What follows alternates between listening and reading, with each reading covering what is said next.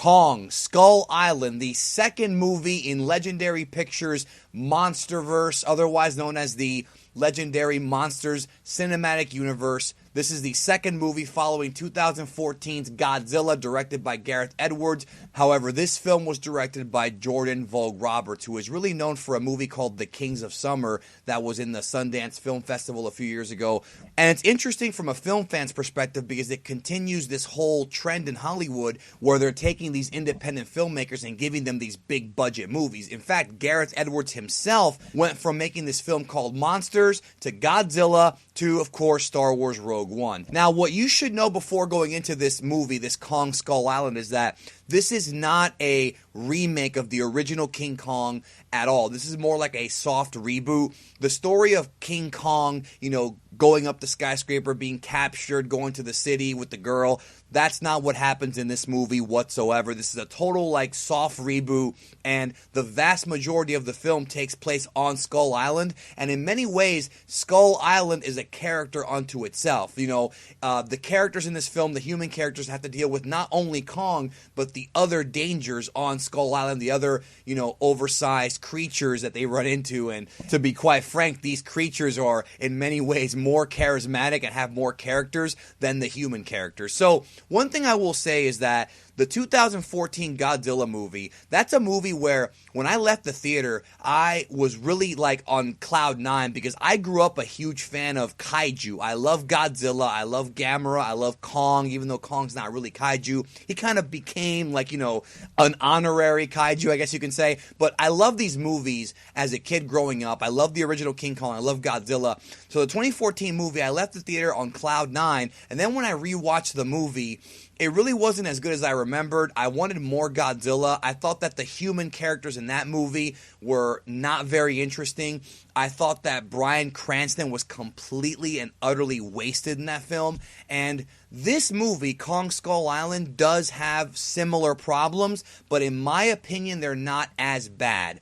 This movie is a fun movie. It's genuinely a fun movie to watch, and if you are looking for films that involve giant monsters tearing each other apart, having epic fights, this movie, you're going to get some enjoyment out of this film. There are problems, though. There's good and there's bad. Now, I was very surprised to find a lot of the critics on the web, who I do respect, panning this movie, saying it was disappointing. I totally get where they're coming from, but there's a certain way to watch this film to where maybe it's just me, but there is a certain charm to some of the problems in this movie, okay? Because there are good and there is bad, like I said. And the thing is that you cannot compare it to the original 1933 King Kong movie. That's more of a classic, cinematic. It's a cinematic classic. You can't deny that. This movie is just a badass action film, and at times it's very cheesy, and some of the stuff in this movie left me scratching my head and left me laughing when I wasn't supposed to laugh. There were things in this movie that are so damn cheesy and ridiculous, and you just burst out. I burst out laughing so many times because I was so entertained by this movie. And there are certain movies where, yeah, you recognize that the execution wasn't that great, but it makes you laugh because it's wacky. And I grew up on cheesy canon Chuck Norris movies as well as some of the classics, so I can appreciate that, wackiness in a movie. With this film, though, it does have a severe identity crisis. There are parts of this movie where you're watching it and you're trying to take it seriously. It's a serious expedition to Skull Island. The characters have, a backstory and things like that, and you're watching it like a drama, and then in the next scene, you've got characters whipping out samurai swords and doing Kill Bill type shit. It's ridiculously inconsistent when it comes to the tone that it wants to tell you. The movie stars Tom Hiddleston, Samuel L. Jackson, John Goodman, Brie Larson, and a whole other cast of people, but those are the main four. And the one thing about the movie is you've got these four really good actors, and they do a somewhat decent job, but the material they're given is not the best. They're all pretty much just one-dimensional caricatures, and I feel weird expecting more from this kind of movie, but it was kind of notable. For example, Sam Jackson in the film, without going into spoilers, so I'm not going to talk about that here, he is this angry and stubborn military, like, colonel, lieutenant colonel, whatever, makes a lot of really dumb decisions throughout the film. Then you have John Goodman, who is the curious, borderline scientist slash, explorer, who doesn't tell everybody the real secret of what's going on here. Then you've got, of course, Tom Hiddleston, who is the main character, who has this whole backstory with, like, his father, which, is not too interesting to me. He did a decent job, but he was so one-dimensional and wooden sometimes that I almost feel like this was a paycheck movie for him. And then Brie Larson, of course, plays the curious photographer who has to take pictures of everything. So we've seen these archetypes before. I'm not really too angry about that because it seems like something that was expected. But the thing about the movie, like I said, very inconsistent. Parts of the movie feel like a big blockbuster, monster movie, popcorn flick, which is always a good thing. Other parts feel like a freaking Mega Shark versus Giant Octopus-esque, sci-fi channel B, monster movie. And there's a charm to those movies as well, but I think with this film, some people are probably going to get kind of confused about the direction of the movie. Like I said, there's parts in this movie where very dreadful things happen to certain characters. We're supposed to feel, I guess, upset or shocked, and I wound up just laughing my ass off. And I don't know if that's the intention that they had when they were making this. But the thing about me is there's a weird charm to the cheesiness. Like, the movie comes off very cheesy at times, but because I grew up with it, it doesn't bother me so much. And again, it's a case-by-case thing. But the good thing about the film is that it looks really, really good. Some of the shots are like kind of overdone to give you this epic feel, and it doesn't always work. It actually comes off like a really bad Roland Emmerich film. Now, I don't want to in any way compare Kong Skull Island to the worst of Roland Emmerich, because that's like ice cream and horse manure. You know what I'm saying? This movie was leagues ahead of Godzilla 98, and I think was significantly better than Godzilla 2014. It really was. Kong's backstory I thought was really well done, even though it was a little bit cheesy. We're talking Jaws the Revenge type stuff. If you're a film fan, you know what I'm talking about. But to be honest, I cared more about Kong than I did the human characters. I just didn't care about them.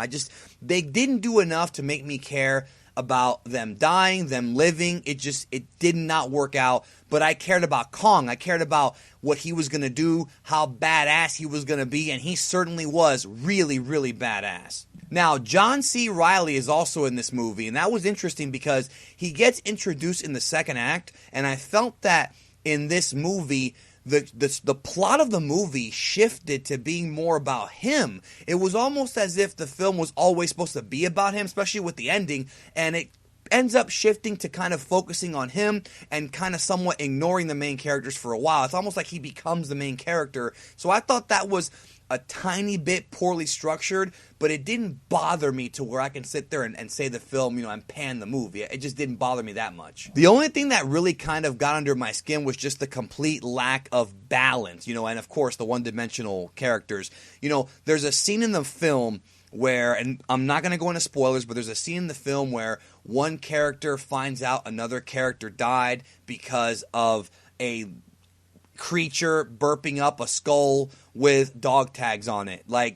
Come on, dude. That's one of those, I'm going to call it the come on bro moment. Dude, give me a freaking break here. There's so many times in this film where you're like, give me a break, But it's not supposed to be this uber realistic movie, but if you go into it thinking it is, and at the beginning, the first act, that's the thing.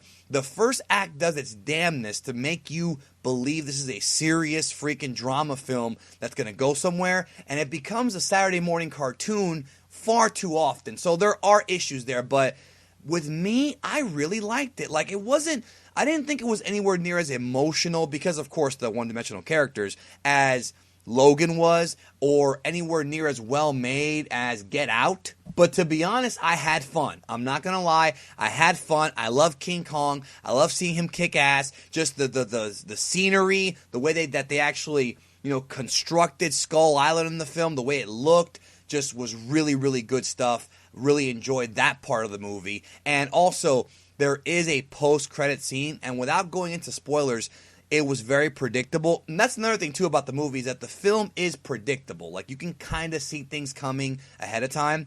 But that to me is not always a bad thing, because if you're a fan of where they're going and the direction they're going in, you are going to pop. I mean, in some ways, I do kind of see how some of the studios want to pop the fanboys. I mean, that's why we even have post-credit scenes, to tease the fanboys. That's what they're there for.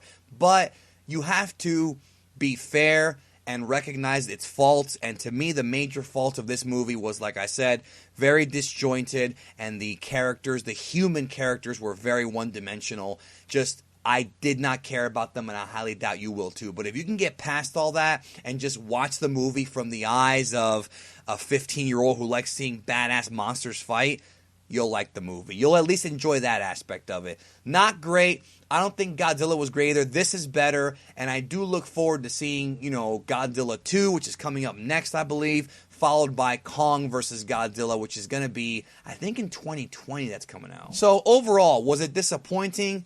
Maybe a little bit to some, but I didn't go in there with the highest expectations. It was very muddled. It wasn't a well-made movie, but it was fun to watch, and that's kind of the best you could hope for. But I feel like with all the movies coming out this year, this is probably not one you're going to want to rush out to see. Obviously, Logan and Get Out are still in theaters. You should probably go watch those first, I would think. Power Rangers is coming up in a couple weeks, and I will be doing a review on that, and that one could end up being even cheesier than this one with the way the trailers look. But I'll give it a chance. I'm going to be fair. We'll see what happens. Maybe they should rename March of 2017 like Monster March, because we've got all these, monster movies, with Kong, and now we have Power Rangers who fight monsters in giant mechs. So, I mean, there you go. There's a theme there. I will check that movie out as well. But go see the movie if you like Kong. If you can see it matinee, I would see it there. It's not the best, not the worst. Let me know what you think. If you saw the film, leave a comment. Let me know what you think. Also, please be courteous to others and put spoiler alert, please. I would really appreciate that. And thank you so much, guys, for subscribing to Geekdom 101 and for watching the content that I put out. So many more videos coming up this weekend, including a couple of big ones, and I hope you enjoy those. Thank you. I'll talk to you guys later.